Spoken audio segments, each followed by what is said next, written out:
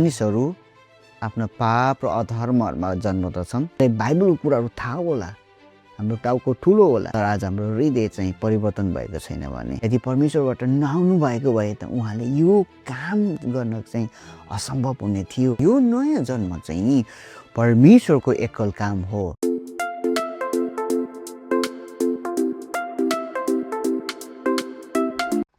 सबैजनालाई जय मसीह। म तपाईँहरूलाई फेरि गस्पल रिफ्लेक्ट च्यानलमा म तपाईँहरूलाई स्वागत गर्दछु। यो हप्ता पनि म तपाईँहरूको माझमा नयाँ टपिकलाई लिएर आएको छु कि नयाँ जन्मको बारेमा। हामीलाई बाइबलले बताउँदछ कि स्पष्ट रूपमा सबै मानिसहरू आफ्नो पाप र अधर्महरूमा जन्मदछन्। एफिसी 2:1ले हामीलाई यो बताउँदछ। त्यसै कारणले कसैले पनि धर्मी परमेश्वरलाई, पवित्र परमेश्वरलाई खोज्ने अनि उहाँलाई महिमा दिने काममा चाहिँ आफैलाई लगाउन सक्दैन। हामीले यो हेर्ने हो भने चाहिँ रोमी 3:10 र 11मा हामी देख्न सक्दछौँ कि धर्मी कोही छैन, एकजना पनि छैन, परमेश्वरलाई खोज्ने कोही छैन, एकजना पनि छैन भनेर त्यहाँनिर हामीलाई बताउँदछ। पाप र अधर्ममा मरेका मानिसहरूले परमेश्वरलाई खोज्नको लागि अथवा उहाँलाई बुझ्नको लागि हामी नयाँ जन्म बिना हामी सक्दैनौँ। त्यसै कारणले गर्दा योहन्ना 3:3मा पनि यसरी भनेको छ कि साँच्चै म तिमीलाई भन्दछु, कोही नयाँ गरी जन्मेन भने उसले परमेश्वरको राज्य देख्न सक्दैन भनेर त्यहाँ भनेको छ। अनि यो कुरा पहिलो कोरिन्थी 2:14मा हामी देख्न सक्दछौँ। र यो नयाँ जन्म चाहिँ परमेश्वरको एकल काम हो। जो पाप र अधर्ममा मरेको मानिसहरूलाई यो नयाँ जन्ममा मानिसहरूको कुनै सहभागिता अथवा योगदान हुँदैन। यो त परमेश्वरको एकल काम हो, किनकि आत्मिक रूपमा मरेको मानिसहरूलाई परमेश्वरले पवित्र आत्माद्वारा नयाँ जन्म दिनुहुँदछ। नयाँ जन्म दिनुहुन्छ, साथसाथै उसलाई पश्चाताप गर्ने हृदय र विश्वास गर्ने, यसो क्रुसको सुसमाचारमा विश्वास गर्ने हृदय दिनुहुँदछ।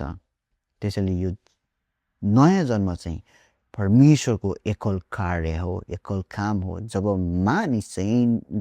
नयाँ जन्म हुँदछ मानिसको, तब उसले चाहिँ धर्मी परमेश्वरलाई खोज्ने, उहाँलाई महिमा दिने कामहरू ऊबाट सुरु हुँदछ।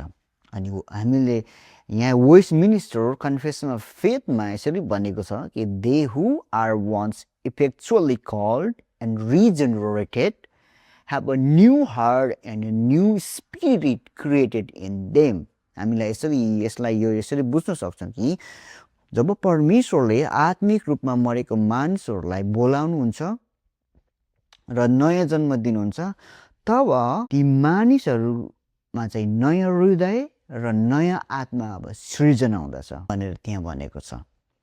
यदि कोही मानिसले चाहिँ म क्रिस्चियन हो भन्छ, तर उसको जीवन चाहिँ आत्मिक रूपमा नयाँ गरी जन्मिएको जस्तो जिरहेको छैन भने त्यसलाई चाहिँ भनौँ साँचो क्रिस्चियन जस्तो ऊ देखिँदैन भने होला। सायद त्यो व्यक्ति चर्च जाला, उसले हालेलुया भन्ला, आमिन भन्ला, जय मसीह भन्ला, प्रार्थना गर्ला, येशूको नाउँमा भन्ला, तर यदि उसको हृदय परिवर्तन भएको छैन भने ऊ चाहिँ हल्ला गर्ने घन्टी जस्तो मात्र हुँदछ। हामीले उदाहरणको लागि हेर्ने हो भने सुसमाचार 3 अध्यायलाई हेर्न सकिन्छ। त्यहाँनिर स्पष्ट रूपमा भनेको छ कि नयाँ जन्मको बारेमा। निकोदेमस नाम गरेको व्यक्ति, जो व्यक्ति चाहिँ व्यवस्थामा एकदमै पोख्त थियो, अहिलेको भन्ने हो भने एकदमै पिएचडी होल्डरहरू जस्तै थिए। उसले एकदमै बोल्ड होइन व्यवस्थाको कुराहरूलाई लिएर आर्गुमेन्ट्सहरू गर्दथे। अनि उसले आर्गुमेन्ट्सहरू मात्रै होइन, उसले चाहिँ यहुदीहरूको सभाघरहरूमा गएर उसले व्यवस्थालाई सिकाउने काम गर्दथ्यो।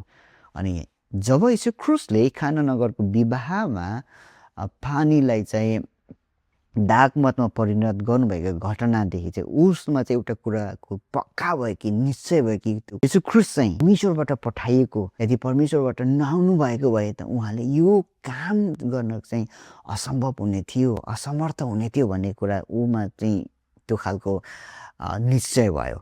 त्यसै कारणले गर्दा उसले चाहिँ यसो क्रुसलाई दिनमा भेटेको छैन, उसले चाहिँ यीशु ख्रीष्टलाई राति भेट्न गएको हामी त्यो कुरा पाउँदछौँ। अनि यीशु ख्रीष्टले के भन्नुभयो? साँच्चै तिमीहरूलाई भन्दछु, कोही नयाँ गरी जन्मेन भने उसले परमेश्वरको राज्य देख्न सक्दैन। फेरि उझै हेर्ने भने 5 पदमा पनि यीशु ख्रीष्टले यसरी भन्दैछ, साँच्चै म तिमीलाई भन्दछु, कोही पानी र आत्माद्वारा जन्मिएन भने परमेश्वरको राज्यमा पस्न सक्दैन। अनि यहाँ हेर्नुहोस् है 6 पदमा भनेको छ, शरीरबाट जन्मेको शरीर हो र पवित्र आत्माबाट जन्मेको आत्मा हो। मैले तिमीलाई नयाँ गरी जन्मिनुपर्छ भन्दा अचम्म नमान, बतास जता चाहन्छ उतै बन्छ। तिमी बतासको आवाज सुन्छौ तर त्यो कहाँबाट आउँछ र कता जान्छ त्यो जान्दैनौ। आत्माबाट जन्मेको हरेक व्यक्ति यस्तै हुन्छ। सो यहाँबाट यसो ख्रीष्टले भन्नुभएको कुरा यही हो कि जो पानी र आत्माद्वारा जन्मेका छन् तिनीहरू चाहिँ नयाँ गरी जन्मेका छन् र उनीहरूले यीशु ख्रीष्टमा बप्तिस्मा लिएका छन्। र यो चाहिँ कसरी हुँदछ त भन्दाखेरि चाहिँ यीशु ख्रीष्टले फेरि उत्तर चाहिँ कहाँ देखाउँदै हुनुहुन्छ भन्दाखेरि योहन्ना 3:16 देखाउँदै हुनुहुन्छ कि किनभने परमेश्वरले संसारलाई यस्तो प्रेम गर्नुभयो कि उहाँले आफ्नो एकमात्र पुत्र दिनुभयो ताकि उहाँमाथि विश्वास गर्ने कोही पनि नाश नहोस् तर त्यसले के पाओस्, अनन्त जीवन पाओस्। यसो ख्रीष्टमा विश्वास गरेर चाहिँ उसले अनन्त जीवन पाओस्। यो नयाँ जन्म चाहिँ यसो परमेश्वरको एकल कार्य हो र यो एकल कार्यले चाहिँ हामीलाई केमा डोर्याउँदछ भन्दाखेरि चाहिँ यसो ख्रीष्टमा विश्वास गर्ने, पश्चाताप गर्ने र यसो ख्रीष्टमा विश्वास गर्ने हामीलाई बनाउँदछ। र त्यस पछाडि चाहिँ जसले चाहिँ यसो ख्रीष्टमा विश्वास गर्छ तिनीहरूले चाहिँ के छ, अनन्त जीवन छ। अनि हामीले हेर्ने भने त्यहाँनिर 3:36 पनि यसरी भन्नुभएको छ कि जसले पुत्रमाथि विश्वास गर्छ त्यससित अनन्त जीवन छ, जसले पुत्रको आज्ञा पालन गर्दैन त्यसले जीवन देख्ने छैन तर परमेश्वरको क्रोध त्यसमाथि रहिरहन्छ। जो चाहिँ आत्मिक रूपमा ख्रीष्टलाई विश्वास गर्दैन, आत्मिक रूपमा नयाँ भएर जन्मिँदैन, ऊ चाहिँ हामीले अघि नै हेरिसकेका छौँ कि सबै मानिसहरू चाहिँ आफ्नो पाप र अधर्ममा मरेका छन्। त्यही कारणले गर्दा जो चाहिँ पाप र अधर्ममा मरेका छन् अनन्त आफू पछि पनि मृत्युपछि पनि के छ, त्यसमाथि चाहिँ परमेश्वरको क्रोध रहिरहन्छ। र यहाँ यीशु ख्रीष्टले भन्नुभएको कुरा चाहिँ यीशु ख्रीष्टमा जसले विश्वास गर्छन् मृत्युपछि पनि तिनीहरू उहाँसँग यीशु ख्रीष्टसँग स्वर्गमा हुनेछन्, उहाँसँगै हुनेछन्। त्यसै कारणले हामी नयाँ गरी जन्मिनु पर्दछ। नयाँ गरी जन्मिने काम चाहिँ परमेश्वरले गर्नुहुँदछ। यो चाहिँ हाम्रो पापहरूबाट हामी उद्धार प्राप्त गर्नु हामीलाई आवश्यक छ।